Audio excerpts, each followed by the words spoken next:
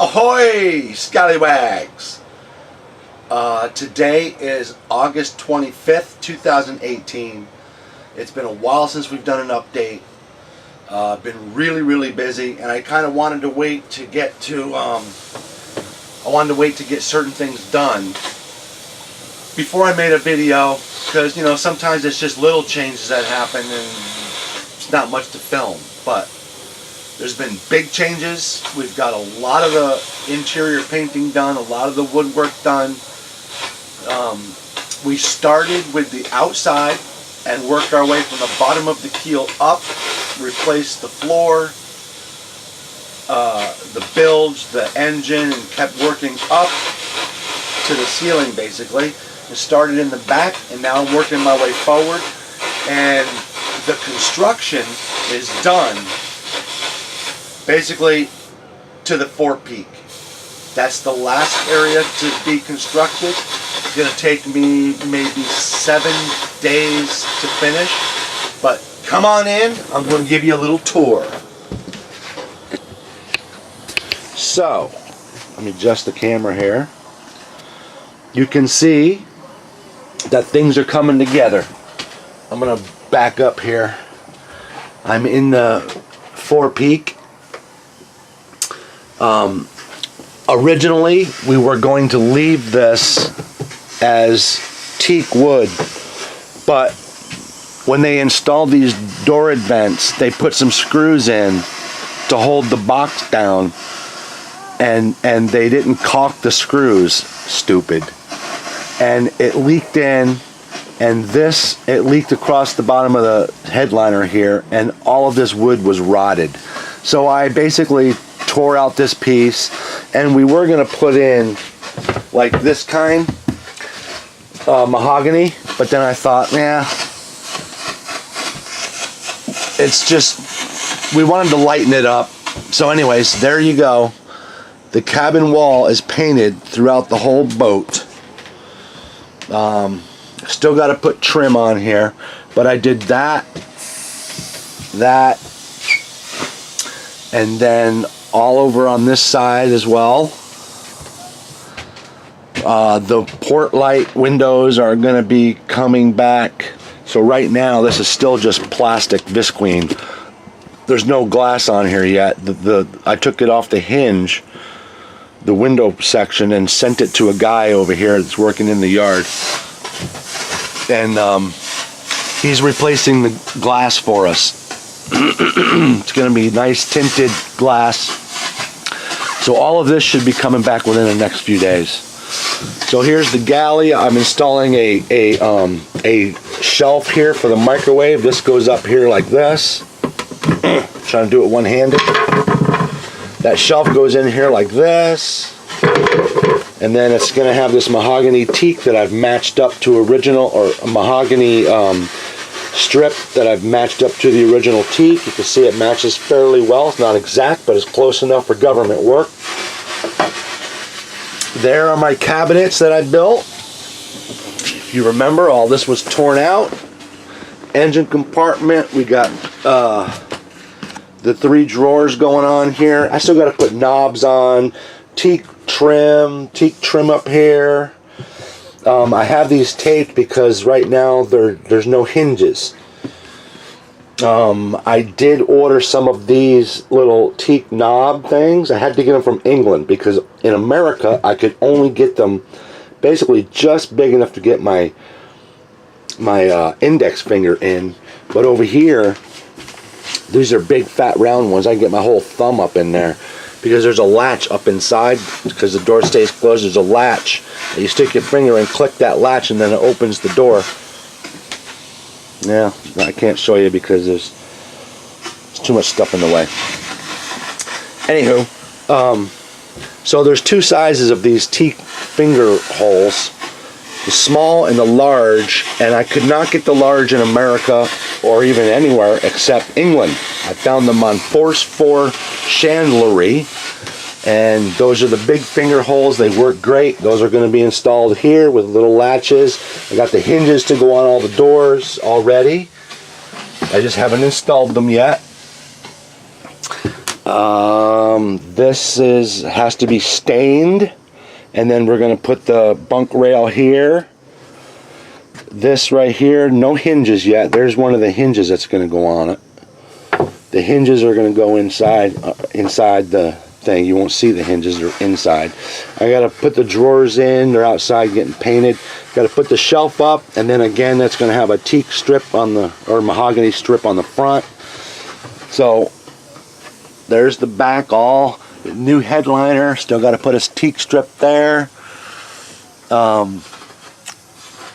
And I have little hatches and stuff going on back in here that you can't really see them, but they're there to access things like the arch, the solar arch bolts, and the wiring that goes out to the solar arch, and some hatch plates up in there to get to the cleats and things like that. Over in here, this is, again, I still got all the trimming and everything that's got to go in here. The electrical area, the linen closets. I got this access hatch all bolted up with the nice little buttons to hide the screws. The TV area for the bed. So anyways, you can see it's coming together. We're going to hopefully be moved in by Thanksgiving. I built this, I put that on the last video where the water tank was installed. The steady's been rebuilt.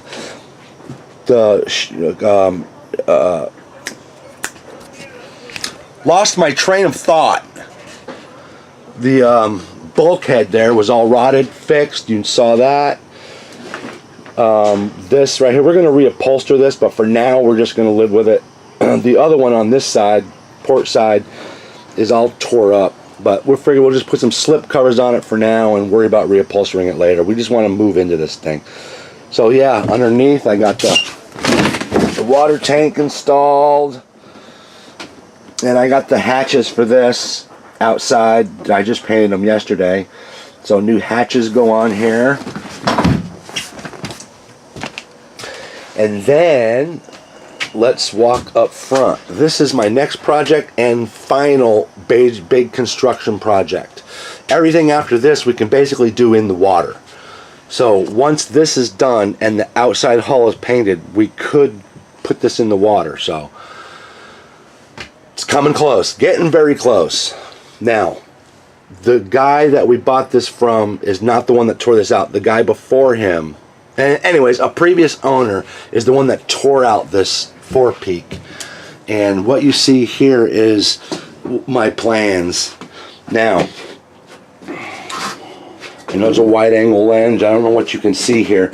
So this is the head, forward head. The guy had torn it out. It didn't come with a toilet, and he cut the basin out. So you can see this right here used to be a wall. I don't know how I can explain this to you because it's so small in here. There used to be a wall here. You can follow it along the floor. Here's the wall, and then it came like this. So I'm standing in the V-berth looking into the forward head, which you should not be able to do. There should be a wall here and then like this. Okay? So there's where the wall he cut out. So I came in here and we were going to put this back in, put the V-berth back together the right way. And then I stood here and I thought to myself, you know what? For now, for living in this boat and for cruising, we don't really need the V-berth. We're going to use it for storage anyway. And I stood right here and I thought, man, if I don't put this wall back in, there's just a lot of room here. So we're going to actually turn this into a utility room. There's going to be a washer here, one of those portable washers. It'll hook up to the sink, portable washers. And then we can have a hanging rod up here for wetsuits and wet weather gear and all that kind of shit. And then over here, this is my, for my visuals, for myself to measure with. This is going to be a workbench. It'll go like this and around like that. So this will be a workshop area with some cupboards up here and shelving.